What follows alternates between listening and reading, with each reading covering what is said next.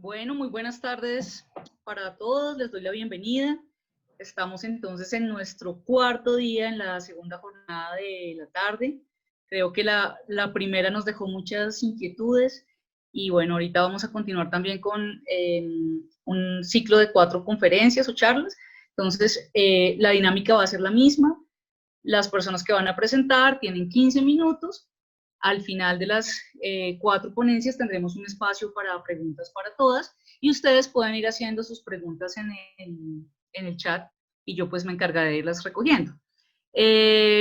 Sin más preámbulos, para aprovechar el tiempo que tenemos y escuchar a los ponentes, que es lo más importante de esta tarde, pues le doy la bienvenida a Joana Alexandra Cervantes de la Universidad Nacional de Colombia y del DNP. Ella tiene una conferencia que se titula El uso del WhatsApp en la recolección de información cualitativa, una investigación metodológica. Entonces, Joana, te agradezco mucho. Voy a torturarte un poquito con el tiempo porque eso es muy importante. Faltando 5 minutos te aviso para que tengas una idea y vayas cerrando. Y bueno, el micrófono es tuyo. Bienvenida y gracias por compartir tu trabajo con nosotros. Vale, gracias María Fernanda. Gracias Miller por proyectar la presentación. Bueno, lo primero que me gustaría decir es que el título y como tal el tema de la ponencia cambió un poco. Entonces creo que los que vinieron por el tema de WhatsApp, pues les pido disculpas porque cambió un poco. Entonces esta ponencia se titula Un momento de apertura metodológica en la recolección de información cualitativa. Siguiente, por favor. Esta ponencia parte de una premisa central en los estudios sociales de la ciencia y la tecnología. Prácticas diferentes hacen realidades diferentes. En este caso, las prácticas de las que quiero hablar son las de científicas sociales que se enfrentaron a recolectar información cualitativa en medio de la pandemia. La ponencia tiene un carácter etnográfico y se ubica en una entidad pública en la que trabajo asesorando a científicas sociales en la recolección de información cualitativa en el marco de procesos de evaluaciones de políticas públicas, en los que regularmente se desarrollan entrevistas, grupos focales, historias de vida, talleres participativos y microetnografías de manera presencial. Así, con la pandemia, científicas, asesoras, métodos y procesos de recolección de información cualitativa se vieron interpelados y forzosamente obligados a cambiar. Fue necesario, entre comillas, innovar y buscar nuevas formas de acercarnos a los sujetos y contextos de estudio.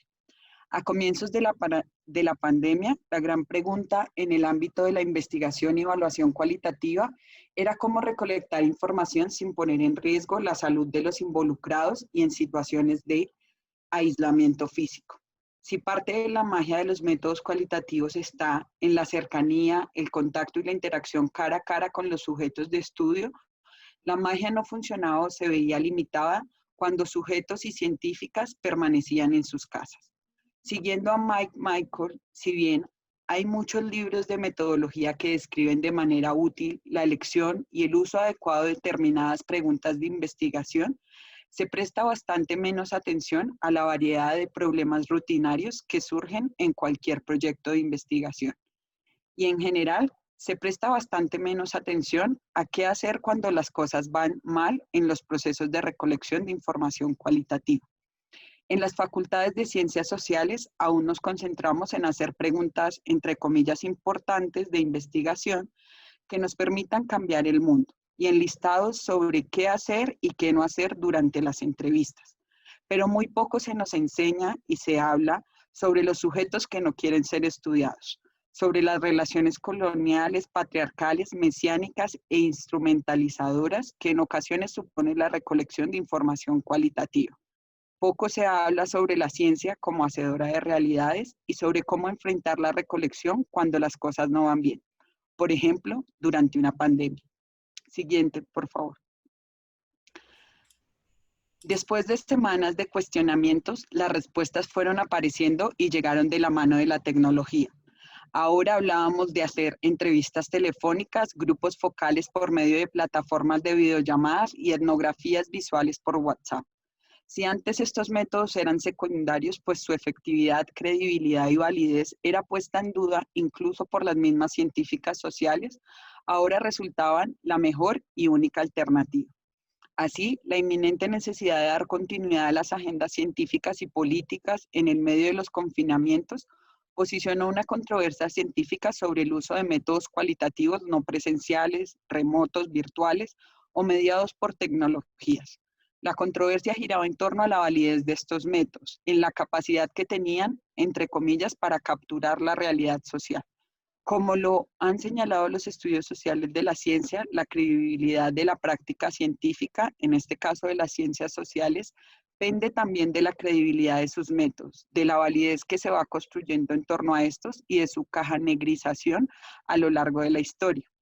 La tradición metodológica de las ciencias sociales ha privilegiado los métodos presenciales, la proximidad de científicas o científicos a los sujetos, objetos y contextos de estudio sobre la distancia que supone el uso de tecnologías que medien la recolección de información. Entrevistas, grupos focales, talleres participativos y etnografías demandan el contacto directo entre sujetos e investigadoras. En parte, y como lo señala Salazar en el caso de la etnografía, porque el cuerpo del etnógrafo es una herramienta de búsqueda e indagación, porque se comparte la idea de que a mayor proximidad y cercanía a la realidad se producen mejores resultados. Se logra capturar el fenómeno con mayor profundidad. Sin embargo, como lo señala Lo, esto plantea el supuesto metafísico de que la realidad está más allá de nosotros mismos. Una realidad a la que el científico se acerca es porque está lejos. Una realidad que espera por nosotros, que no cambia, que es independiente y ahora no vamos a poder conocer de primera mano, solo por la intermediación de una tecnología. Siguiente, por favor. Pero, ¿qué pasó cuando las científicas se enfrentaron a la recolección de manera no presencial? Se vieron obligadas a cambiar su hacer científico. Por ejemplo, mientras antes utilizaban la proximidad de todo su cuerpo para generar lazos de confianza con los sujetos de estudio, ahora en las entrevistas por celular se vieron obligadas a hacerlo a través de su voz. Antes, cualquier manual metodológico habría recomendado asentir con la cabeza o sonreír. Ahora había que potenciar la voz, vocalizar mejor, pronunciar constantemente monosílabos afirmativos. Sí, claro, entiendo. Las científicas y sujetos de estudio también se vieron obligados a desarrollar otras habilidades. En la mejor adaptación de las etnografías no presenciales que se pudo desarrollar, el grupo de científicas animaba a los sujetos de estudio a que fueran los etnógrafos de sus contextos y de sí mismos, a través de un grupo de WhatsApp, en lo que finalmente llamamos actividades etnográficas. Pero ¿cómo se logra convertir de la noche a la mañana a los sujetos en sus propios etnógrafos? En primer lugar, hay que seleccionar a los sujetos correctos, pues no todos tienen las habilidades y posibilidades materiales como un celular o internet para ser sujetos etnógrafos.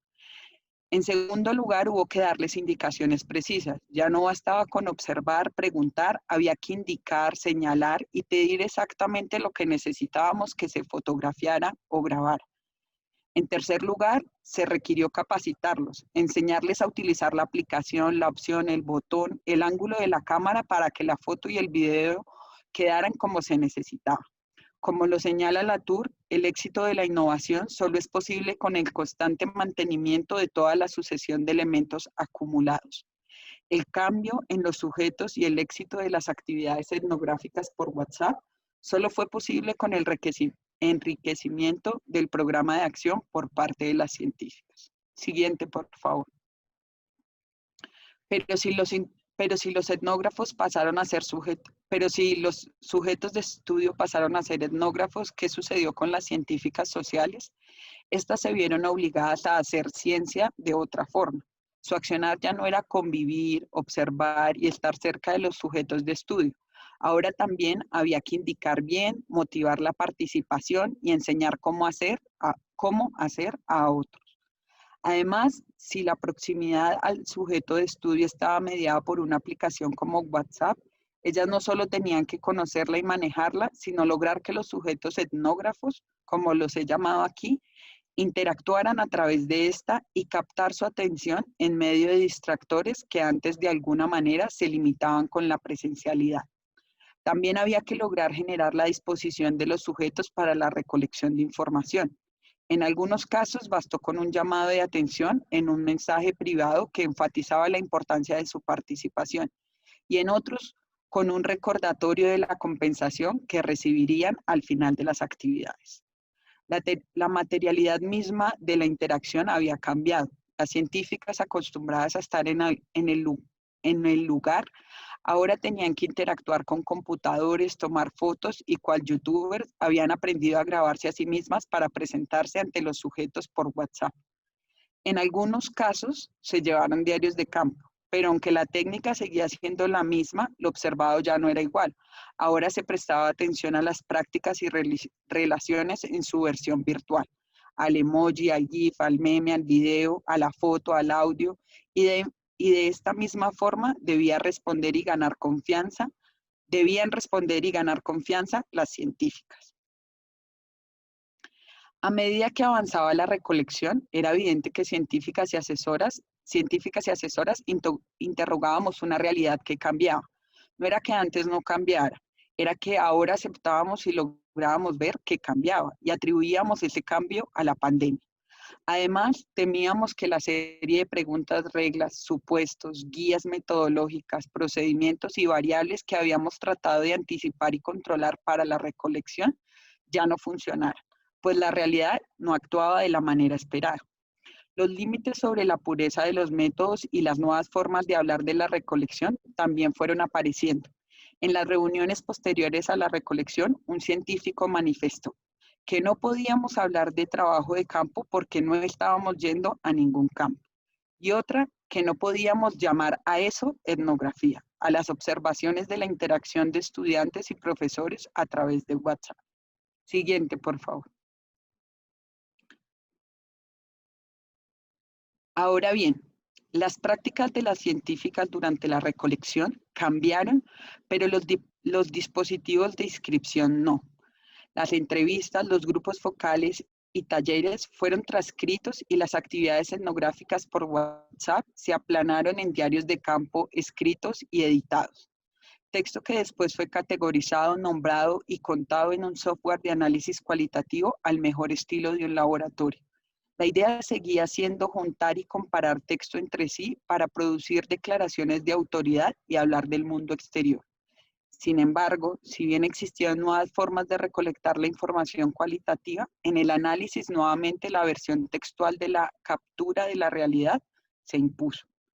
Para finalizar, quiero señalar que las ciencias sociales, las científicas y los métodos de recolección de información cualitativa se vieron obligados a cambiar frente a las condiciones de aislamiento físico que supuso la pandemia. Los métodos no presenciales no son nuevos. Por ejemplo, los estudios de la comunicación han explorado el uso de diferentes tecnologías y hablan de métodos móviles. Sin embargo, la pandemia obligó a los investigadores y evaluadores cualitativos a abrir y rápidamente superar el debate de la validez de los métodos no presenciales por la falta de cercanía a los sujetos de estudio. Sin embargo, la pandemia obligó a los investigadores y evaluadores cualitativos a abrir y rápidamente superar el debate de la validez de los métodos no presenciales por la falta de cercanía a los sujetos de estudio. Pero ¿cómo se superó rápidamente la controversia? Principalmente, como lo señalan los estudios sociales de la ciencia, porque deshacer las rutinas, posibilitar otros métodos y hacer otras realidades cuesta tiempo y dinero. Finalmente, la realidad que construimos con la aplicación de entrevistas telefónicas, grupos focales y talleres virtuales por plataformas de videollamadas y etnografías por comunidades de WhatsApp fue diferente a la que hubiéramos construido en un trabajo de campo presencial. Una realidad que difícilmente hubiéramos creado de no ser por las restricciones de aislamiento físico que supuso la pandemia, pues la presencialidad sigue siendo uno de los principios de la tradición metodológica de las ciencias sociales. Pero con los cambios en los métodos también cambiaron las prácticas y roles de las científicas sociales, los sujetos e incluso de las asesoras. Hubo sujetos etnógrafos, científicas youtubers y asesoras aprendices.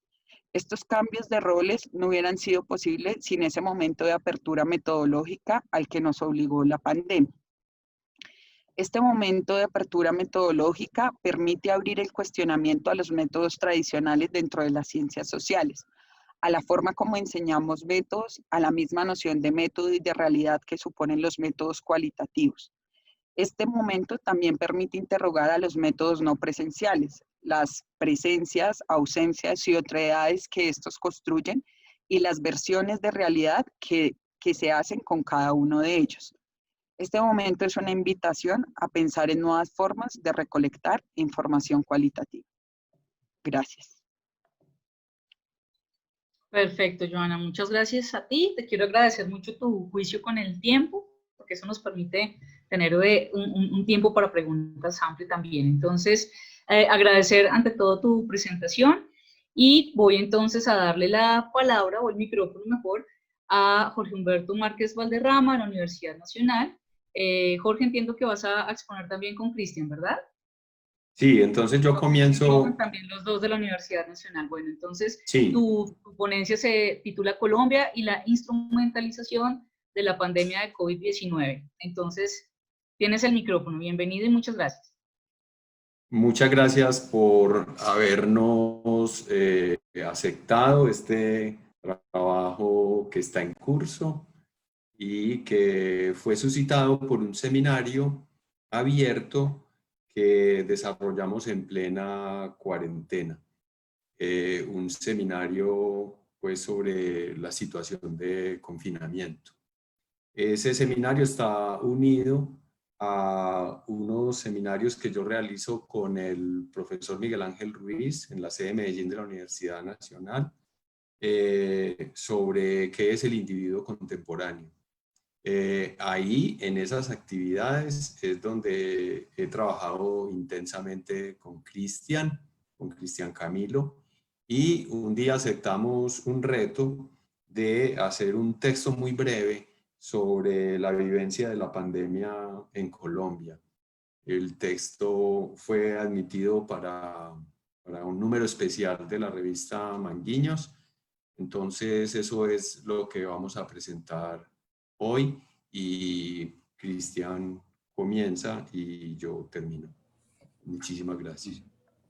Buenas tardes a todas y todos. Como decía el profe, la tesis que en curso que venimos como a presentar en este espacio es sobre la instrumentalización de las epidemias. Sin embargo, ¿qué significa instrumentalizar una epidemia? ¿Cuáles son los marcos epistemológicos que permiten explicar una realidad social a la luz de esta expresión? A estos interrogantes vamos a intentar responder aquí.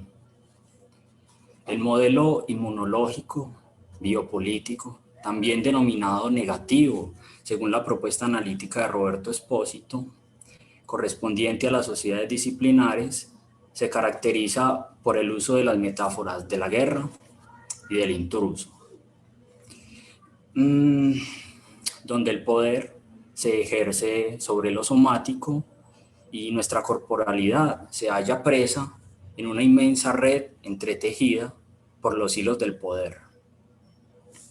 Este modelo se evidenció y se continúa evidenciando, por ejemplo, en la biopolítica de la cuarentena.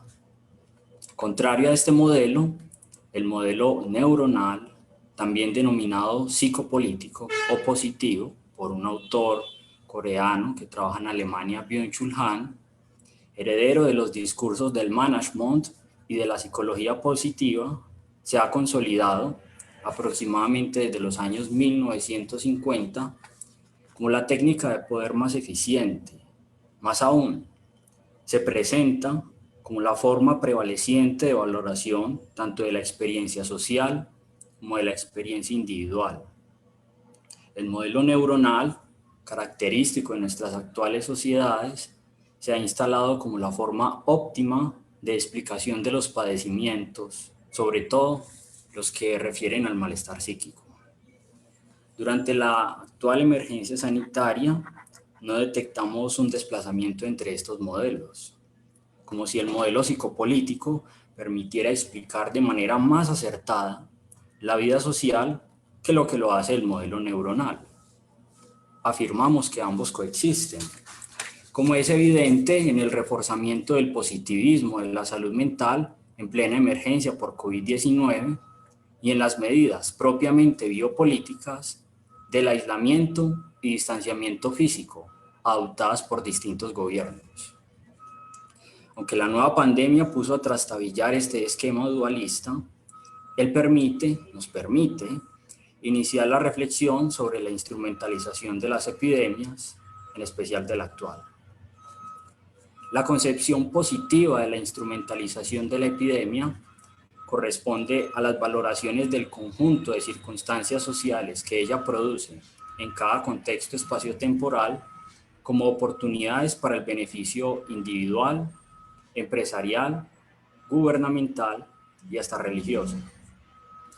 Una de las reacciones colectivas frente a las consecuencias sociales ocasionadas por la COVID-19 ha sido buscar y ponderar las posibles consecuencias positivas de este acontecimiento nefasto. Esto se expresa desde las técnicas del coaching y del management como de las crisis surgen nuevas oportunidades. Durante el confinamiento se denunció esta máxima en múltiples facetas. Ecológica, se decía, la tierra descansa y se recupera. Financiera, una oportunidad para invertir en sectores de primera necesidad.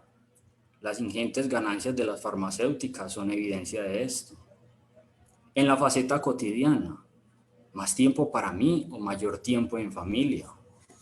En la faceta económico-mercantil, por ejemplo, las compras de pánico representaron la expresión social de la instrumentalización del miedo, con el fin de incrementar las ganancias corporativas. Ya lo había detectado el notable escritor norteamericano Howard Phillips Lovecraft: el miedo constituye la emoción más antigua y más intensa de la humanidad, emoción la cual, sin lugar a dudas, se puede instrumentalizar, usar como medio para un determinado fin. No obstante, esta valoración difiere de las concepciones negativas de la instrumentalización de la epidemia, ya sea de la valoración peyorativa, adjetivada como oportunista, del acto mismo de instrumentalizar, o de la denunciada por discursos conspirativos que señalan a gobiernos, grandes industrias o individuos con unos ingresos ingentes como los artífices de circunstancias sociales, mediáticas que actúan como tácticas para el beneficio particular. Una especie de complot que favorece a unos pocos y conlleva efectos funestos para la sociedad. Estos discursos se basan en especulaciones sobre los resultados posibles o contingentes de una epidemia, cambios en los polos del poder global, aumento de la desigualdad económica y, sin lugar a duda, la radicalización de la vigilancia y del control social. Para pensar la instrumentalización de las epidemias, en lugar de decantarnos por alguna opción positiva o negativa, se puede partir del concepto amplio que propuso el filósofo alemán Max Horkheimer en 1973 en su obra Crítica de la razón instrumental. La verdadera esencia de la razón consiste en hallar medios para lograr objetivos propuestos en cada caso. Dijo Horkheimer: desde este punto de vista, no todas las acciones para instrumentalizar algo se pueden valorar desde esta concepción dicotómica. Un concepto amplio de instrumentalización nos permite, por comenzar, a tomar distancia respecto de los usos sociales, políticos, económicos, religiosos e individuales que se le pueden dar a una epidemia. Es posible no decantarse por el discurso condenatorio o por el fundamentado en la lógica del beneficio e intentar comprender de manera sociológica, filosófica e histórica qué consiste en instrumentalizar una epidemia, ya que, contrario a las especulaciones de los conspirativistas, nosotros sí tenemos evidencia empírica que sustenta esta hipótesis, que afirma que en efecto en Colombia se está instrumentalizando y se ha instrumentalizado la emergencia viral por COVID-19. Ahora Jorge nos presentará de qué manera, de qué formas, en qué esferas se ha instrumentalizado la epidemia. Muchísimas gracias. Gracias, Cristian. y por poco Cristian presenta todo lo que queríamos decir, pero bueno, lo que estábamos haciendo era enlazar esa reflexión, que es a partir del pensamiento crítico, con tres esferas en las que es muy evidente que se ha instrumentalizado COVID-19. Por ejemplo, entre las empresas, lo que más notamos en nuestra, digamos, corta etnografía, es el aprovechamiento de la situación para intensificar la promoción de discursos de optimización.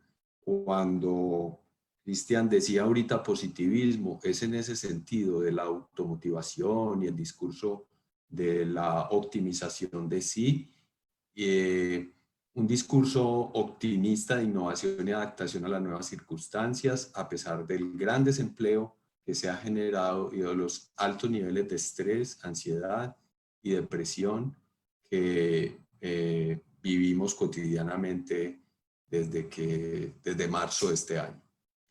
En la esfera educativa vimos una instrumentalización en la que pues, lo más evidente es optar por no suspender totalmente las actividades, enfatizar en el uso y aprendizaje de los medios remotos, es decir, también en sentido positivo aprovechar la pandemia como por fin la oportunidad de adaptarnos a la virtualización.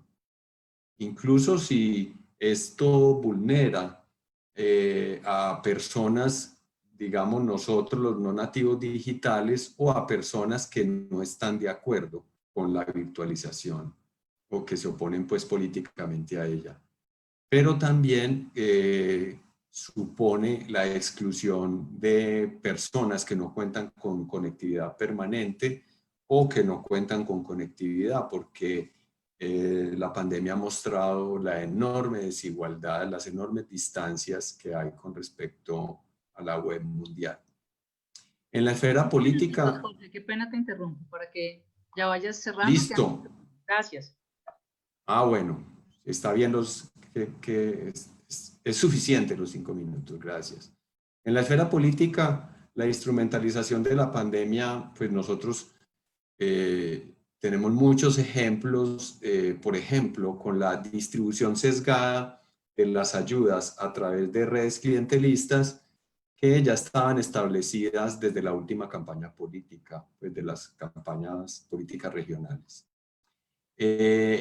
Por ejemplo, voy a terminar con este último ejemplo, que es lo que ha pasado en el Ministerio de Ciencia, antes llamado Colciencias, que sin seguir los protocolos normales de los procesos para la selección de proyectos, hacen una convocatoria donde, digamos, no se sigue ninguno de esos protocolos. La investigación, los proyectos de investigación son sobre COVID-19 y se hace esta convocatoria que deja mucho malestar en la comunidad científica colombiana, al mismo tiempo que se está haciendo dentro del ministerio un relevo de personal o un tráfico con cargos burocráticos también ajustado a la misma política de pagar favores de la última campaña política. Al contextualizar todo esto que parece como anecdótico, en la política de ciencia y tecnología colombiana, pues uno se vuelve a encontrar con asuntos que ya habían sido mostrados en tesis de doctorados, en otras investigaciones, y es la característica colombiana de cierto desprecio por la investigación científica, por la educación superior, y el recorte continuo del presupuesto para la investigación, y esa actitud negligente frente a las ciencias básicas. Pues a nosotros nos queda faltando, o sea, estamos enlazando, haciendo el ensamblaje de, digamos, de muchas situaciones, porque esto se hizo en caliente entre abril y julio de este año, y lo que ha pasado recientemente nos hace estar en estos momentos integrando la política colombiana frente a las diferentes vacunas que ya están próximas a salir al mercado, y su distribución en la población. Muchas gracias. Bueno, no, muchas gracias a ti y a Cristian por su intervención. Yo quiero entonces aprovechar para darle la bienvenida a las personas que poco a poco se han ido sumando y para recordarles que el chat está abierto para que ustedes vayan haciendo sus preguntas a medida que avanzamos en las ponencias para al final hacer una ronda de preguntas. Bueno, muchas gracias. Entonces, vamos entonces a darle la entrada a la siguiente charla, que es de un grupo de Daniela Roldán, Diana Moreno, Fernanda Herrera y Rocío Murat de Profamilia. La presentación se titula Aborto en tiempos de COVID-19, transformaciones de usuarias y personal de la salud en la prestación de servicios del aborto por telemedicina. Entiendo que vas a presentar tú, ¿verdad, Daniela? Sí. Vale, perfecto. Entonces ya puedes compartir pantalla y el micrófono es tuyo. Bienvenido. Listo, muchas gracias. Comparto entonces mi pantalla. ¿Me confirman por favor si la están viendo? Sí, perfecto. Te recomendamos es que la pongas siempre. Eso, perfecto. Ajá, listo. Dale. Bueno, entonces la presentación se titula así: Aborto seguro en tiempos de COVID, transformaciones de usuarias y personal de la salud en la prestación de servicios de aborto por telemedicina. Esta presentación se hace en el marco de una investigación que venimos desarrollando en Profamilia a partir de la puesta en marcha y el proyecto de poner en marcha la atención por telemedicina del aborto, ¿sí? Esta posibilidad, esta modalidad de atención surge o se apalanca como parte de uno de los efectos de la pandemia en nuestro país. Entonces, pues es como es el marco en el que se hace la presentación. El orden de la exposición es este. Primero voy a dar un contexto muy general en el que también voy a presentar algunos de los asuntos que recogimos con la investigación, que sirvieron precisamente para tener un contexto de la implementación de esta modalidad en la organización. Después les voy a hablar de la metodología de la investigación a la que estoy haciendo referencia y finalmente unos resultados y unas breves reflexiones que espero que también me dé tiempo a hacer. Entonces empecemos con el contexto.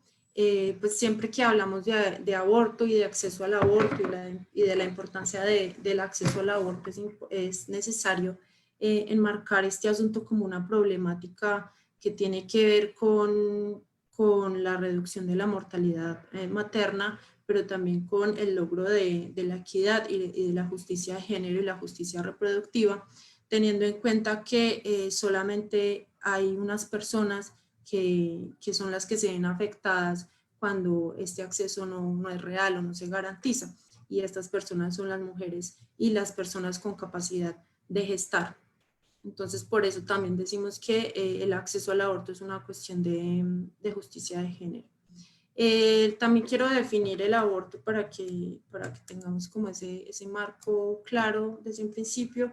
Y es sencillo: el aborto se define como la interrupción voluntaria o involuntaria de un embarazo antes de que el feto haya alcanzado la viabilidad, es decir, antes de que sea capaz de sobrevivir de manera extrauterina o independiente. Y sobre esto es importante hacer una aclaración: es que precisamente la tecnología, el avance de la tecnología de las técnicas hace que esa viabilidad extrauterina sea cambiante, ¿sí? Porque depende de sus progresos que se dan a nivel científico y tecnológico. En este momento está en torno a las 22 semanas de gestación, pero eso podría cambiar, ¿sí? Y otra definición que quiero traer es la de aborto seguro, porque muchas veces nos preguntan, ¿pero qué es lo que se entiende por aborto seguro? Y la gente a veces espera que la definición también sea como muy fija, pero esto también cambia dependiendo del tiempo y del espacio, y dependiendo del consenso científico que haya alrededor y también de los avances que hay y de la disposición que tienen ciertos países y ciertas personas de alguna tecnología. Entonces, por aborto seguro entendemos que es el que se realiza por las personas que cuentan con las habilidades y que se acogen a los estándares considerados como seguros, pero que esto puede cambiar. Y que también es necesario tener en cuenta para que un aborto sea seguro que depende pues de cada persona y de su caso y de su situación. Entonces por eso uno no puede como hablar de un concepto, de una definición fija para lo que es el aborto seguro. Como parte del contexto también es importante mencionar, en cada espacio que sea posible mencionarlo, porque muchas personas siguen desconociéndolo, que el aborto en Colombia está parcialmente despenalizado en 3 situaciones: cuando la continuación del aborto constituye un peligro para la vida, la salud físico-mental de la mujer o de la persona gestante, cuando exista grave malformación del feto que haga inviable su vida, y cuando el embarazo sea el resultado de una conducta constitutiva de acceso carnal o acto sexual sin consentimiento, abusivo, de seminación artificial o transferencia de óvulos fecundada no consentidas o incesto. Esa despenalización parcial es la que ha permitido que en la última década se haya abierto mucho la posibilidad para que se acceda y para que las mujeres particularmente accedan a nuevas tecnologías, a la tecnología abortiva, y a que se implementen nuevas técnicas para el procedimiento de aborto, como el aborto con medicamentos, que a partir de la disponibilidad del misoprostol, que tuvo su registro en el 2002 en Colombia, y de la mifepristona, pues se pudieran contar con esta técnica. La mifepristona en este sentido es una tecnología que marca un hito, ¿sí? Que llegue al país y que se logre que el INVIMA la registre. Es un hito porque hace que el aborto se pueda hacer de la manera más segura y más efectiva posible en las primeras semanas de gestación. Entonces marcó un antes y un después, al menos en Profamilia, respecto a la forma de hacer el procedimiento. Si uno mira, antes en Profamilia los abortos eran sobre todo quirúrgicos para lograr una mayor efectividad, pero a partir del 2017 los abortos se empiezan a hacer con medicamentos, con la combinación misoprostol-mifepristona, y se alcanza pues como mayor seguridad para las mujeres al hacer este procedimiento.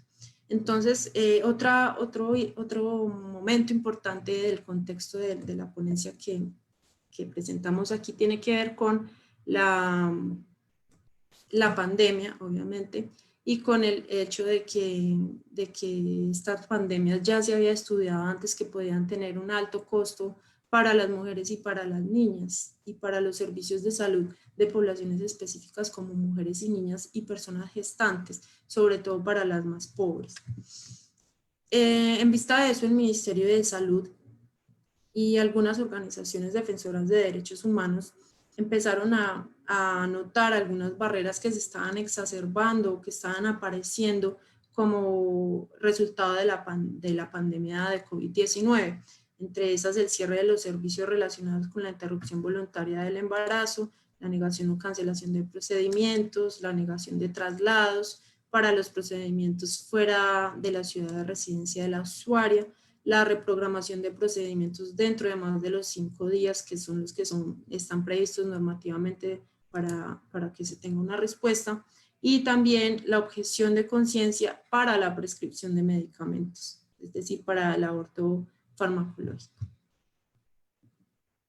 Entonces, esto genera que el ministerio empiece también a emitir una serie de lineamientos para asegurar que el aborto y la interrupción voluntaria del embarazo se siguieran prestando independientemente de que hubiera una pandemia. Estos son algunos de los lineamientos que se emitieron, y básicamente lo que hacían era resaltar el hecho de que el aborto y la IVE seguían siendo servicios esenciales que debían prestarse, y que no había lugar a que las organizaciones, las IPS, dijeran que no se podían prestar porque estaban, por ejemplo, dándole prioridad a los casos de COVID. Sí, esto sirvió un poco para darle como un impulso a que las IPS empezaran a pensarse otras maneras de prestar el servicio, para no exponer a las usuarias también al riesgo de contagio, pero también para poder dar respuesta a los pacientes con COVID. El Ministerio de Salud también emitió unos lineamientos para la telesalud y la telemedicina para que se prestaran los servicios por estas modalidades, y en ese lineamiento que salió en abril de 2020, se dio una autorización transitoria para que los servicios se pudieran prestar por esta modalidad. Entonces, es este lineamiento y es esa autorización transitoria la que va a permitir que en una organización como Profamilia se empiece a llevar a cabo ese proyecto de implementar el servicio de aborto por telemedicina, que también se conoce como teleaborto. Rápidamente, ¿qué es la telemedicina? En Colombia, desde hace unas décadas se viene desarrollando todo lo relacionado con la telemedicina. Tenemos una ley, eso también nos diferencia de algunos países de América Latina, una ley sobre la telemedicina que nos dice que la telemedicina es la provisión de servicios de salud a distancia en los componentes de promoción, prevención, diagnóstico, tratamiento y rehabilitación por profesionales de la salud que utilizan tecnologías de la información y la comunicación que les permiten intercambiar datos con el propósito de facilitar el acceso y la oportunidad en la prestación de servicios a la población que presenta limitaciones de oferta, de acceso a los servicios o de ambos en su área geográfica. Una de las críticas que se le ha hecho a esta ley es que limita mucho la prestación de estos servicios a esas áreas geográficas que tienen limitaciones o que son las más apartadas, y privilegia de todas maneras una visión en la que el ideal de la atención es el presencial, y no se deja tanto esto como a las preferencias de las y los usuarios. También vale la pena señalar aquí que la telemedicina se puede presentar por dos modalidades, puede ser sincrónica o asincrónica. Y otra cosa que dice la ley es que cuando la telemedicina es sincrónica, se debe hacer por videollamada, que ese es uno de los limitantes que vamos a encontrar al momento de la implementación. Bueno, vamos entonces a hablar de cómo este marco, este contexto que acabo de hacer, incide en que Profamilia empiece a implementar el servicio de aborto por telemedicina y la telemedicina en general para otros servicios, y de cómo se da esta investigación de la que voy a presentar brevemente unos resultados. Entonces, 5 minuticos, Daniela, por favor, para que lo tengas presente. Gracias. Listo. Entonces, el objetivo de la investigación fue identificar desafíos y oportunidades para la prestación del servicio de aborto por telemedicina en Colombia, específicamente en Profamilia, durante la pandemia de COVID-19.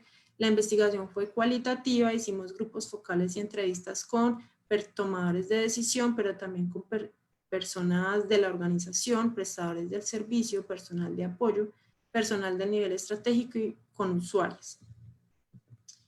A nivel interno organizacional, lo que encontramos fue ciertos desafíos relacionados con los canales de la atención. Entonces, uno de los principales es que las usuarias encuentran que la respuesta es muy tardía o es muy limitada. Esto nos lleva a pensar en la necesidad también de contar con más personal que atienda directamente este servicio, que esté presente en todos los canales de acceso que tiene la organización, que es WhatsApp, que es página web, que es una línea telefónica, para que se pueda dar abasto de algún modo a la demanda de este servicio, y para que es un servicio muy sensible al tiempo, entonces para que sea como privilegiado. Es uno de los principales desafíos a nivel interno. A nivel sociopolítico, también encontramos el principal tiene que ver con la conexión a internet y con la cobertura de este servicio a nivel nacional, sobre todo en esas partes más alejadas del país, o esas zonas dispersas donde precisamente la ley dice que es a donde hay que llegar con telemedicina. Entonces, en la mayoría de las conversaciones que tuvimos con usuarios, lo que nos decían es que a veces no escuchaban bien o que la señal se iba, y esto es un asunto pues clave para que el servicio pueda ser de calidad. Y a nivel cultural, lo que encontramos es una representación sobre cómo debería ser la atención ideal, que de algún modo interfiere con que se pueda prestar un servicio de calidad por telemedicina, y es esa idea de que, aquí lo digo con las palabras de uno de los prestadores del servicio, de que a los médicos les dijeron que si no escuchan, que si no ven, que si no tocan, que si no están ahí frente a frente, entonces no pueden dar un diagnóstico, un tratamiento o un manejo. ¿sí? Lo cual para el caso del aborto farmacológico no es realmente así. Y las oportunidades también, rápidamente, a nivel interno u organizacional, pues una de las oportunidades más grandes tiene que ver con la capacitación, con la manera en la que el personal se ha capacitado en los últimos años después de la despenalización, pero además con la experiencia, ¿sí? Entonces, muchos de los prestadores nos decían que ya ellos tienen tanta experiencia en la prestación del servicio y se han capacitado tanto que son capaces de transmitirle a las usuarias una confianza incluso vía teléfono o videollamada, que es como un asunto que es una ventaja para la prestación del servicio por telemedicina. Y a nivel, oportunidades de nivel externo, el sistema sociopolítico, pues la pandemia siempre estuvo señalada en las conversaciones como una oportunidad muy grande para que el servicio se pudiera implementar. De hecho, hay cierta incertidumbre respecto a después de la pandemia, cómo va a ser el servicio, si se va a poder estar habilitado y si se va a poder seguir prestando como ahora. Pero se menciona en términos generales como una oportunidad porque se flexibilizaron las normas, ¿sí? Entonces se pudo prestar el servicio y rápidamente en Profamilia, de hecho, ya se venía pensando en implementar la telemedicina, pero la norma era muy restrictiva. Entonces la pandemia fue como una ventana de oportunidad que la organización tomó rápidamente para prestar el servicio.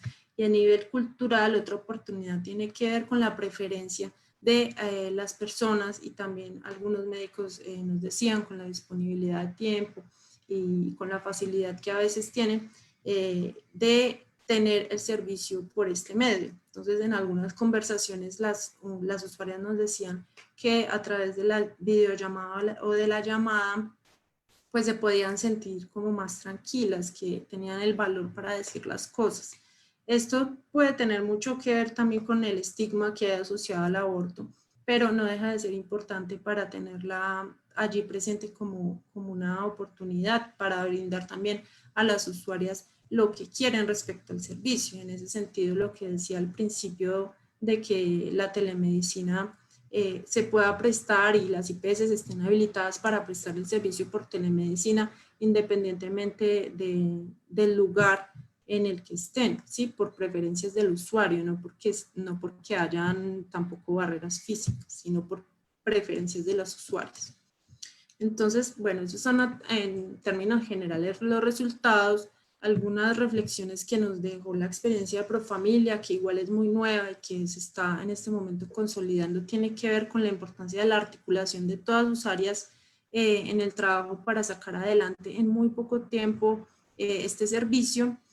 Y en términos generales para el aborto y para el aborto farmacológico, otras de las reflexiones se refieren a la necesidad de simplificar los servicios, de lograr que la gente entienda que el servicio de aborto, el procedimiento de aborto, cuando se hace con medicamentos y en las primeras semanas, no es un servicio complicado, ¿sí? Porque esa creencia a veces funciona como una barrera.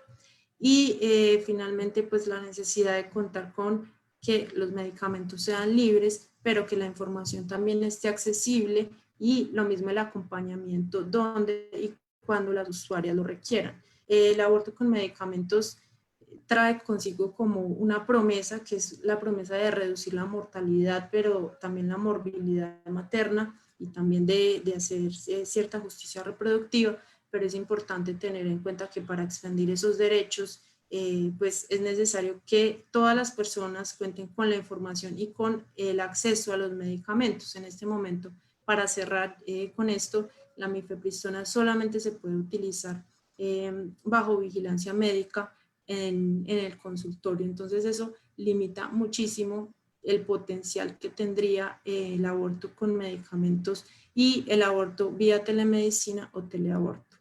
Muchas gracias. Bueno, Daniela, muchas gracias a ti y a todo tu equipo. Vamos entonces a darle paso a la siguiente charla de Olga Restrepo, que se titula Inmunidad de rebaño, el COVID-19 o las noticias falsas. Y después de que termine Olga, entonces ya tendremos un tiempo para preguntas que yo he ido recogiendo en el chat, y pues les recuerdo que ahí está hecha a disposición de todos para sus inquietudes. Olga, bienvenida. Gracias, María Fernanda. Buenas tardes. Me toca correr. No hay laminitas, solamente esa para que no apareciera mi cara en el centro de la pantalla. Esta presentación primero examina cómo se propuso y discutió el tema de la política de la inmunidad de rebaño en el Reino Unido durante 2 semanas de marzo. Y trata también del anuncio del aparente e inesperado triunfo de esta política en una ciudad en Colombia y posiblemente en todo el país. En torno a estos 2 temas esbozo algunas ideas sobre las relaciones entre experticia, confianza y democracia. Durante las 2 primeras semanas de marzo y los días siguientes a la declaración de la pandemia del COVID-19 por la OMS, el gobierno del Reino Unido pareció darle apoyo a la estrategia de buscar desarrollar inmunidad de rebaño en la población. Esa estrategia se convirtió en objeto de controversia, no porque el gobierno la defendiera abiertamente, sino porque sus acciones y medidas parecían indicar que tal era su política encubierta. Las críticas se hicieron cada vez más explícitas hasta cuando el gobierno la abandonó o se dijo que la abandonó. Aquí hay un primer problema que tiene que ver con cómo se realiza en diferentes lugares la ciencia de regulación y cómo funcionan las experticias para formar políticas públicas. Un tema de estudios de ciencia y tecnología que ha quedado muy a la vista durante la actual pandemia. El grupo SAGE, Scientific Advisory Group for Emergencies, que aconseja al gobierno británico, produjo sus primeros informes y recomendaciones sobre el nuevo coronavirus y las medidas de manejo del contagio de manera privada, lo cual ciertamente representa un problema a la hora de asignar responsabilidades. Cuando las cosas comenzaron a complicarse, el grupo aconsejó que se publicaran algunos de sus documentos en orden cronológico. Cada vez eran más fuertes las voces expertas y del público en oposición a la que se percibía como lenta respuesta en introducir medidas de contención de la pandemia. Recuerdo con horror de tiempo real el 11 de marzo, día en que sincrónicamente se declaraba la pandemia y se realizaba un partido de fútbol entre Liverpool y Atlético Madrid en un estadio con 52.000 asistentes, incluyendo 3.000 visitantes, cantando, gritando y abrazándose. También se realizaba ese día un célebre festival de carreras de caballos que atrajo 150.000 asistentes a lo largo de 4 jornadas. En el mismo documento en que se aconseja publicar documentos y relatorías se señala, comillas, es importante demostrar las incertidumbres que han afrontado los científicos y cómo la comprensión del COVID-19 se ha desarrollado con el tiempo, al igual que la ciencia que soporta los consejos en cada etapa. Esta declaración de lo que quiero llamar incertidumbre estratégica se anunciaba el 16 de marzo, pero 5 días antes, el 11 de marzo, y durante los días previos, el mismo grupo había señalado con mucha certeza que prohibir eventos deportivos tiene un impacto despreciable sobre la pandemia. Como entidad consultora, el grupo SAGE asume una responsabilidad restringida, pues aparentemente se limita a dar la información que se requiere para la toma de decisiones que en realidad corresponden al gobierno. Esto no tiene mayor discusión, pero sabemos bien que los hechos no son simplemente los hechos y que la relación entre hechos, consejos y políticas no es necesariamente transparente. Durante los primeros 20 días de marzo se debatieron en las sesiones de SAGE las políticas de mitigación y contención o supresión del virus. Mitigación era el nombre de la política de inmunidad de rebaño que en efecto sí se defendió en ellas de acuerdo con los documentos que se han ido publicando. La política de contención o supresión, que no indica total supresión sino reducción de la R de transmisión-reproducción a menos de 1, descartada como totalmente impracticable durante las 2 primeras semanas de marzo, fue recomendada el mismo 16, el día de la incertidumbre estratégica. El informe decisivo que se produjo ese día provino del Center for Global Infectious Disease Analysis del Imperial College y se presentó en términos taxativos. Después de analizar diferentes escenarios, curvas y números, dice, comillas, concluimos que la supresión de la epidemia es la única estrategia viable en el momento actual. Los efectos sociales y económicos de las medidas que se requiere adoptar para lograr esa política serán profundos. Muchos países ya han adoptado tales medidas, pero aún países en una etapa temprana en su epidemia, como el Reino Unido, requerirán adoptarlas de modo inminente. Entre el 16 y el 23 de marzo se sucedieron seguramente una serie de discusiones y negociaciones que concluyeron con la decisión del gobierno de declarar la política de confinamiento obligatorio el 23. 2 días después inició el confinamiento en Colombia. Si vemos con cuidado la cronología de eventos, lo que posiblemente ocurrió el 16 de marzo y en días posteriores fue un reacomodo del grupo experto ante el creciente escepticismo del público que seguía y discutía en los medios las críticas que arreciaban de expertos, columnistas y del electorado. Una encuesta de YouGov del 18 de marzo mostró cómo un amplio sector del público, el que se decía sería reacio a las intervenciones gubernamentales, había ya empezado a reducir salidas y encuentros cara a cara. También el público podía seguir el conteo de muertos que entre el 11 y el 26 de marzo pasaron de 26 a 1.009 personas. La persuasiva intervención de Tomás Puello, el no experto que presentó el 10 de marzo de manera dramática cifras que urgían actuar de inmediato y que apareció en el Channel 4 News el 13 de marzo, urgiendo cerrar ese mismo fin de semana.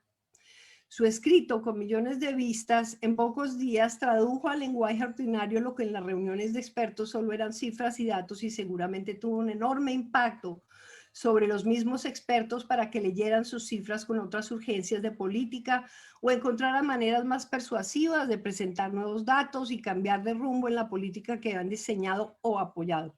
Visto así, la incertidumbre estratégica y la narrativa del carácter decisivo de los nuevos datos y los nuevos modelos parecen haber servido más bien para salvar la cara y para anular la difícil posición previa. Claro está que todo ese argumento se basa en la similitud entre los dos conjuntos de cifras que produjeron los mismos expertos antes y después del 16 de marzo, tema que posiblemente llegará a ser cuestión controversial en el futuro cuando por fin se organice el ritual, como lo llama Brian Wynn, del Public Inquiry.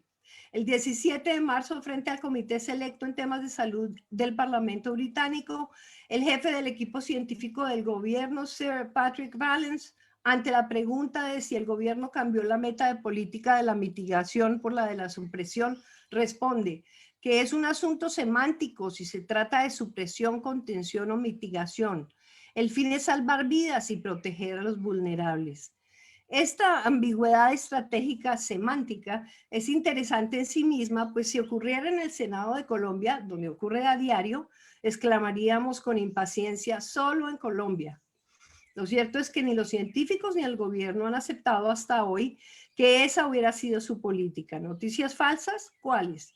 Las de los científicos expertos que no querían enredarse en temas semánticos, las del gobierno que quería a la vez seguir la ciencia y dirigirla, la de los periódicos que aceptaron sin cuestión el tema de los nuevos números y modelos que llevaron por fin a políticas más cautelosas en el manejo de la pandemia. En Colombia, sin que se defendiera abiertamente esta política, recientemente se ha acariciado públicamente esta idea. En la primera semana de octubre, el ministro de Salud y Protección Social, Fernando Ruiz Gómez, entrevistado acerca de los planes del país para hacerse a una de las tantas vacunas que se anunciaban en los medios, señala que en el país se estima que la inmunidad de rebaño podría estar alrededor del 60% y esta es un poco la apuesta del país. La expresión es engañosa por decirlo menos, pues el tiempo verbal es incierto e insinúa que la vacuna no sería tan necesaria para una población ya casi inmune al virus. En el mismo artículo se señala que un mes atrás se iniciaron los estudios de cero prevalencia en diferentes ciudades. Producto de trabajo independiente, el 15 de noviembre se nos informa en la prensa de que Montería sería la primera ciudad colombiana que había alcanzado inmunidad de rebaño frente al COVID-19.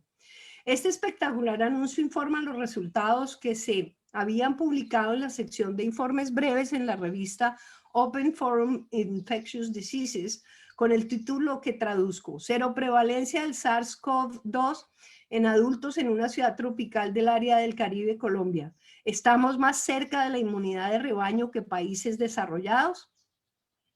Allí se afirma a manera de pregunta que el objetivo de la inmunidad de rebaño está a punto de lograrse en donde menos se esperaría. La conexión con la política de vacunación se hace explícita cuando se discuten las implicaciones que podrían tener estos resultados. En el artículo mismo, comillas, la alta prevalencia de infección natural, como la que se observa en el estudio presente, puede hacer que se descarte la vacuna, pues no sería costo efectiva. Hay muchos aspectos que se podrían examinar del artículo mismo, comenzando por su título exotizante y sensacionalista. Solo voy a analizar 2 temas sobre la traducción del artículo que se hace al público en diferentes medios. Como mostró hace tanto Ludwig Fleck, mientras que el artículo en la revista científica presenta resultados de manera más o menos incierta, en otras formas de comunicación para el público no especializado estos límites desaparecen y las expresiones se hacen cada vez más apodícticas, como si se informara sobre hechos que tienen la dureza de las cosas. En efecto, en la sección metodológica del artículo se señala que la alta incidencia de dengue, zika y chikungunya en la región podría tener el efecto de confundir los resultados positivos de pruebas de cero prevalencia que no son tan específicas como se requeriría para mayores niveles de confianza. En los artículos periodísticos, estas fuentes de incertidumbre desaparecen. Más bien contribuyen a darle mayor dureza a la publicación al emplear una interpretación que podemos llamar literalista de lo que significa publicar un artículo en una revista científica. Se dice, por ejemplo, en nota televisiva, comillas, la consistencia metodológica y acreditada con la que la Unicórdoba realizó el estudio de cero prevalencia permitieron que la Universidad de Oxford socializara a través de un artículo científico los resultados de dicho estudio. Algo similar se afirma en el Universal y en un email se anota, comillas, la prestigiosa casa editorial Oxford University Press destacó en uno de sus más recientes artículos a la capital de Córdoba como ciudad pionera en Colombia en llevar a cabo este tipo de estudios científicos sobre el porcentaje de personas contagiadas por coronavirus. Aquí se hace más explícita esta movida retórica de resaltar la agencia y responsabilidad por la publicación que tiene la revista, la casa editorial OUP, por encima de la del mismo grupo científico. Se eleva la credibilidad del artículo al afirmar que la revista destacó, como si se tratara de un reconocimiento independiente ya no a los científicos, sino a la ciudad entera como pionera en este tipo de investigaciones. Nada se informa, por ejemplo, del proceso de revisión de pares de una revista que ofrece rápida publicación, hasta en 4 días, y además para los fellows de la Infectious Diseases Society of America, ofrece un método expedito en que los autores escogen sus pares y someten simultáneamente el manuscrito con la revisión y con las modificaciones que los pares hayan sugerido. Por último, en las publicaciones periodísticas no se mencionan los límites de los hallazgos. En el artículo del Universal se anota, la alta prevalencia de Montería sugiere que hay muchas personas total o parcialmente inmunes al SARS-CoV-2, lo que da como resultado cierto nivel de protección de la población contra la segunda ola de infección. Resulta imposible evaluar cuál fue el efecto de estas informaciones, pero sí se puede especular que un sentido de seguridad falsa detrás de los anuncios de prensa no habrá ayudado mucho en la difícil tarea de quienes procuraban mantener medidas de cuidado y autocuidado. Lo tristemente cierto es que ayer, el 16 de diciembre, se anunciaba en el Universal, en Montería decretarán alerta naranja por aumento de COVID-19. En el mapa del Ministerio de Salud que informa sobre la situación de afectación por COVID en el país, Montería figura entre los 480 municipios con afectación alta, el 40% de los municipios. En cuanto a la situación del país, pues aún no hemos tenido segundo pico, pues nos hemos mantenido en una terrible meseta que oscila entre 150 y 250 personas muertas por día. Simple ruido de fondo en la procura de alcanzar inmunidad de rebaño. Para terminar, esta ponencia ilustra relaciones diversas y complejas, conexiones entre ciencia y experticia en la producción y comunicación de políticas públicas. Son apenas unas notas preliminares para plantearnos temas de regulación, participación y control democrático del manejo de riesgos y crisis en convergencia y contraste con lugares que hemos siempre considerado centrales, como el Reino Unido. ¿Cómo se discuten públicamente en diferentes entramados tecnocientíficos y de regulación de ciencia y tecnología temas de interés para toda la sociedad? Y nuevamente, aunque ya no tengo tiempo para el desarrollo de este tema aquí, ¿vivimos acaso en un momento diferente de posverdad en el que ya somos inmunes a las noticias falsas? ¿O quizás debemos resistir esta peregrina línea divisoria, verdad, posverdad, para seguir ocupándonos de fortalecer nuestras defensas, aunque precarias, contra el autoritarismo de la ciencia y la experticia y contra el autoritarismo de unos gobiernos que dicen seguir los dictámenes de la ciencia, tanto como de otros que afirman que no se van a dejar ordenar por los expertos y los científicos. Muchas gracias. Bueno, a ti, Olga, muchísimas gracias por tu intervención. Vamos entonces tenemos unos 15 minuticos para preguntas. Yo sé que hay muchas y que de pronto vamos a quedar en deuda de poderlas resolver dado el tiempo que tenemos. Entonces voy a pedirle a Daniela, hay 3 preguntas para ti.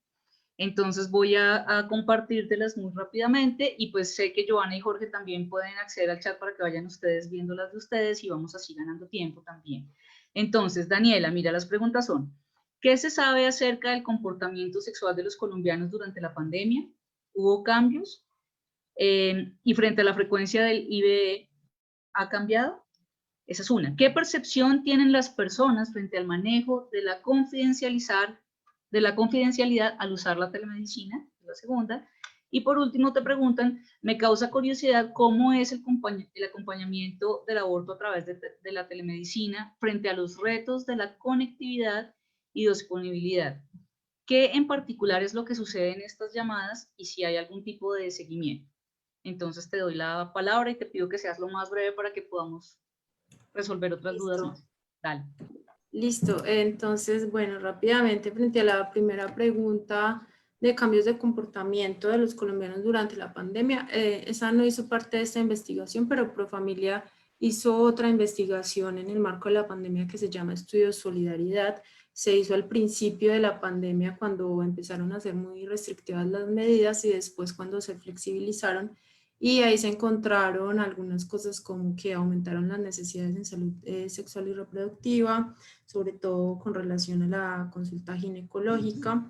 El acceso a métodos anticonceptivos también se percibió como una necesidad que fue aumentando conforme fue pasando el tiempo de las restricciones. Lo mismo para consultas en anticoncepción y cambios en actividad sexual. Entonces muchas personas dijeron en este estudio, que fue a través de encuestas, que la actividad sexual había disminuido. Con respecto al aborto, lo que tenemos son datos de los registros RIPS, de los registros individuales de prestación del servicio. Lo que hemos encontrado es que el acceso a la IVE se ha enfrentado a muchas más barreras y ha disminuido. Sobre todo disminuyó en los 3 primeros meses de la pandemia, cuando las medidas eran mucho más restrictivas con la cuarentena y todo esto. Lo mismo en Profamilia, el comportamiento es muy similar. La otra pregunta, la percepción de las personas frente al manejo de la confidencialidad al usar la telemedicina. Lo que identificamos con esta investigación, que de todas maneras hay que tener en cuenta que es muy preliminar porque el servicio apenas se está implementando, es que las mayores dificultades están en los canales de acceso. Entonces, al principio las usuarias llaman, se les contesta en mucho tiempo, o le responde una persona, luego la canalizan a otro lugar para responderle, luego a otro, y ahí las usuarias perciben mucho que como que todo el mundo se está enterando del asunto. Entonces, esa es una debilidad que hay que mejorar relacionada con la confidencialidad, pero más en términos de la percepción de las usuarias, porque la confidencialidad en el servicio pues en ningún momento está comprometida ahí, porque no se está prestando todavía. Al momento de prestar el servicio, la percepción de los prestadores y de las usuarias sobre la confidencialidad es que es positivo, o sea, no encontramos ningún comentario respecto a que se sentía vulnerada esa confidencialidad o que sentían que así era más difícil o algo así. Pero algunas de los prestadores sí percibían que tal vez para las usuarias no era tan cómodo recibir el servicio estando en sus casas porque podría estar alguna persona por allí, pero es más en términos del contexto en el que se presta, no por las plataformas. No encontramos nada relacionado con las plataformas y en conversaciones con el personal que trabaja en la organización en tecnología, también nos hablaban de la herramienta que se está utilizando para la prestación del servicio por telemedicina, que es Salud Tools, y que es una herramienta pues, que garantiza toda la confidencialidad en el proceso. Entonces, es temprano para establecer conclusiones al respecto, pero eso es lo que tenemos. Había otra pregunta. El acompañamiento a través de la medicina, ¿cómo es? Bueno, frente a los retos de la conectividad y la disponibilidad, pues es el reto más grande para que el servicio realmente pueda llegar a donde más se necesita, que es precisamente donde hay menos redes y menos cobertura de internet. Entonces, ahí lo importante es cómo empezar a hacer también incidencia política porque se implementen algunos proyectos que ya están avanzando como el acceso a internet gratuito y para mejorar la cobertura. Pero también es algo que estamos notando mucho a raíz de la pandemia y que es importante que después de que pase no se termine de hacer énfasis sobre eso. Durante la pandemia hay algo importante para destacar, es que la normativa sobre la telemedicina es muy, digamos, rígida si se quiere seguir al pie de la letra, porque dice que la atención por telemedicina cuando es sincrónica tiene que ser por videollamada. Entonces eso necesita que tanto las personas como los prestadores del servicio cuenten con unas tecnologías y unos equipos pues, específicos que a veces no se tienen. Durante la pandemia se flexibilizó la normativa, entonces está como la opción de que si no se puede hacer muy bien la atención por videollamada o no se puede, entonces el personal de el personal que atiende puede hacer una llamada, ¿sí? Lo puede reemplazar por llamada. Pero esta es otra de las preguntas que quedan para después de la pandemia, ¿qué? Y la necesidad de que se siga flexibilizando un poco más esa norma para que las personas que no tengan esas herramientas tecnológicas puedan acceder a este servicio, teniendo en cuenta pues también que pueden ser las personas que tienen menos ingresos económicos. Si quieren, dejo hasta ahí. Perfecto, Daniela, te agradezco muchísimo. Entonces vamos a pedirle a Jorge y a Cristian, que también tienen otra pregunta aquí. Dice Jorge y Cristian, quedo con la sensación de que todo puede caer bajo la categoría de instrumentalización. En ese sentido, ajustarse a la situación pandémica sería toda una instrumentalización o no. Otro asunto es la crítica a la manera como se ha actuado frente a la pandemia. Los escuchamos. Es una pregunta de Juan Carlos Eslava. Muchas gracias por la pregunta. Y yo pienso que sí hay un riesgo de que se utilice ese concepto de instrumentalización en un sentido como muy amplio, o que se desvirtúe ese sentido simple y directo que le está dando Horkheimer, que es racionalmente, digamos, elaborar un discurso sobre algo con un fin específico. Pues él lo habla es en términos de la razón instrumental, de todo lo que es aplicación de una, de una idea en términos concretos y que no es necesariamente, digamos, como verificación de cierta ideología. Pues no es, bueno, el caso es que nosotros al comienzo del texto, pues que aquí no presentamos completo, habíamos notado que claro que hay una versión bastante negativa de la instrumentalización. Es como asociada más a la idea de cosificación marxista, y que hay también una como una moral del optimismo que, pues, que caracteriza nuestras sociedades del rendimiento, y que en esa moral del optimismo, pues instrumentalizar no es algo, digamos, necesariamente negativo, sino que hay que aprovechar la situación, aprende jardinería, aprende entonces a cocinar, pasa más tiempo con tu familia, por fin adopta una mascota. Bueno, todas esas, un montón de mensajes institucionales que uno ve en las alcaldías, por las alcaldías del Valle de Aburrá, promueven unos mensajes institucionales diciendo que la pandemia tiene una cara buena. Entonces, pues nosotros en lo que nos estábamos fijando en ese momento en que hicimos este texto en septiembre era en los ámbitos en los que se elaboraba un discurso sobre la pandemia, pues como para decirnos que no era tan mala. Más o menos era eso. Pero después nos dimos cuenta que sirve para justificar políticas públicas, para justificar en parte comportamientos corruptos, sirve para justificar muchísimas situaciones y entonces sí hay una instrumentalización que yo digo puede ser peligrosa, y Juan Carlos advierte que si eso no será simplemente reacciones, acomodamientos, adaptaciones frente a la pandemia. Si nos quedamos en el, digamos, en el plano de discursos elaborados con fines precisos, es ahí donde queremos estar nosotros y digamos, no desbordar ese concepto de instrumentalización. No sé si quiere agregar algo, Cristian. Vale, perfecto. Entonces, nos quedan 5 minuticos antes de darle paso a nuestra conferencia central. Entonces vamos a dárselos a Joana para que por favor ya cerremos esta primera parte.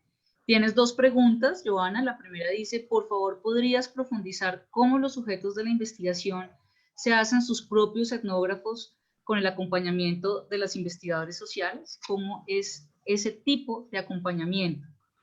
Creo que acá hay un error de digitación. ¿Cómo ese tipo de acompañamiento hace eso posible? Por ejemplo, cambiar de alguna forma las preguntas. ¿Cuáles son el tipo de indicaciones que nombras? Muchas gracias. Y la otra pregunta que tienes, muchas gracias, Joana. La distancia nos ha hecho preguntarnos sobre la cercanía física como garante de verdad, y en cierta medida todos hemos tenido que innovar. Quisiera que nos contaras más sobre las experticias que se generan en esa forma de comunicación digital, tanto de parte de las asesoradas investigadoras como de los investigados. Si quedaron las fotos como las investigadoras querían, aprendieron las personas investigadas de técnicas de investigación, y también quisiera saber qué resistencias tuvieron las investigadoras asesoras y las investigadoras asesoras frente a los cambios de materialidades y la pérdida de control sobre ciertas cuestiones corporales, por ejemplo, la conducta no verbal de un entrevistado. Bueno, creo que tienes que hacer malabares porque es una pregunta con muchas preguntas adicionales, entonces pues te pido que en 5 minutos pues las resuelvas lo mejor que puedas para darle paso a nuestra conferencia central. Gracias. Vale, pues no, muchas gracias por las preguntas. Pues yo quisiera contarles un poco o complementar un poco lo que ya mencioné en la ponencia, y uno es que yo creo que en ese momento de apertura metodológica que se generó con tener que realizar estos cambios en los procesos de recolección cualitativa, hubo como se desdibujaron las jerarquías que podía haber entre investigadores, asesores y científicas sociales que estaban a cargo de la recolección. Entonces, incluso, por ejemplo, en la aplicación de ciertos métodos como este que les mencionaba de etnografías o ejercicios etnográficos a través de WhatsApp, pues, por ejemplo, a la hora de grabarse a sí mismo, los niños se veían mucho más cómodos que las propias investigadoras, ¿sí? Yo creo que también ahí hay un carácter generacional y de acercamiento como a la tecnología, pero también de los roles que cada uno cumplía, por ejemplo, antes en una observación normal donde llega el investigador con unos lentes a mirar qué hacen los otros, pues aquí ya no era lo mismo. Yo creo que también había, el investigador perdía una parte de control sobre la atención y sobre el contexto que cuando se está en la presencialidad de alguna manera se tiene, ¿sí? Pero en este momento se perdía y al contrario había que ganar, era la atención del sujeto para que se involucrara mucho más con los instrumentos y para capturar su atención y para capturar su colaboración. Entonces, uno de eso, mencionar que los roles se desdibujaron y que incluso, por ejemplo, en nuestro caso que éramos asesoras, pues estábamos asesorando algo que no conocíamos. Entonces, ese rol también nos ponía en la posición de aprendices. Sobre si las fotos quedaron o no quedaron, pues en algunos casos sí y en otros no. Yo creo que para mí lo más interesante, ya cuando llegamos al proceso de análisis, es que las fotos no importaron, ¿sí? Sino que nuevamente, como lo que quedó es la textualidad del asunto y nuevamente nos anclábamos como a ese tipo de información, pero no lográbamos proponer nuevas formas de análisis, a pesar de que yo sé que la antropología visual ha ido ganando espacio, nuevamente nosotros nos quedábamos en la textualidad del asunto y no había nuevas formas como de entrar a unos análisis diferentes. Respecto a cómo logramos hacer que esos sujetos fueran etnógrafos, por ejemplo, en esas comunidades de WhatsApp, como ya lo mencionaba, nuevamente, los etnógrafos eran los que estaban pidiendo cosas, o sea, ya no era yo llegando a observar, sino que yo tenía que provocar la interacción para poder observar ahí. Entonces ahí había que ser, número uno, muy certeros con lo que queríamos ver. Si nosotros queríamos ver, en efecto, no sé, por poner un ejemplo, en una intervención de cultura, cómo los niños tocaban un instrumento, nosotros teníamos que ser muy claros que queríamos que el niño le pidiera a sus papás que, por ejemplo, lo grabaran tocando el instrumento. Entonces teníamos que ser muy claros en las indicaciones de las actividades que le pedíamos a los sujetos etnógrafos que hicieran. Entonces ese tipo de actividades pues tenían que ser muy claras y precisas para que ellos lograran, entre comillas, capturar la parte de la realidad que a nosotros nos interesaba. Lo otro es que, por ejemplo, tuvo que haber un proceso de enseñar a los sujetos. Yo tengo muy claro un ejemplo de una comunidad de WhatsApp donde les enviamos como una pieza gráfica diciéndole al sujeto como, mire, esto es como unas indicaciones básicas de cómo tomar fotografías y lo que nosotros queríamos ver. Entonces también se requirió de eso. Y nuevamente vuelvo al hecho de que estábamos, desde luego, no todos los sujetos podían hacer parte como de esas etnografías o de esas comunidades de WhatsApp, sino que teníamos que hacer una selección pertinente de esos sujetos que podían hacer parte de la recolección.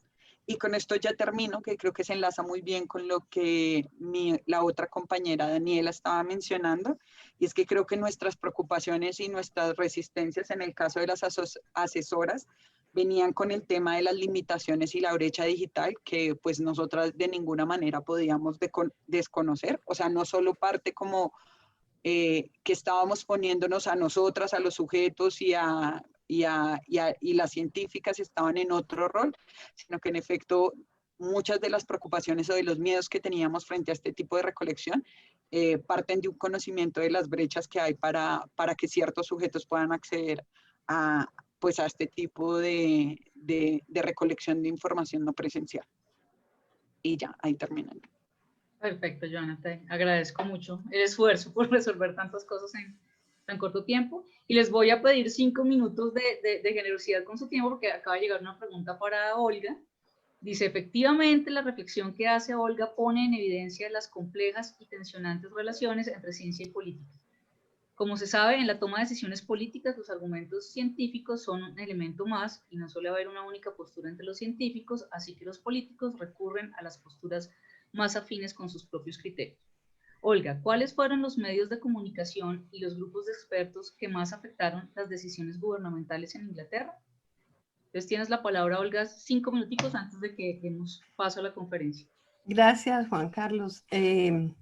Pues yo personalmente, porque está dentro de mi área de más comodidad, pues leo el Guardian y la presentación que tenía es una serie de titulares de editoriales de cartas de los lectores, de comentarios de expertos, digamos, criticando lo que se empezó a llamar como una posición excepcional del Reino Unido en su política, que no era excepcional, estaba siguiendo una política que se había más o menos acordado, no acordado, pero que también se estaba siguiendo en Suecia con Anders Tegnell, que ahora aparece en las noticias porque tuvo mucho consenso durante mucho tiempo. Pero el punto que, digamos, cuando se dijo que se cambió, que se presentó un modelo y que se presentaron nuevas cifras, que fue el 16 de marzo, en este momento, pues, como tú sabes, pues los días cuentan mucho.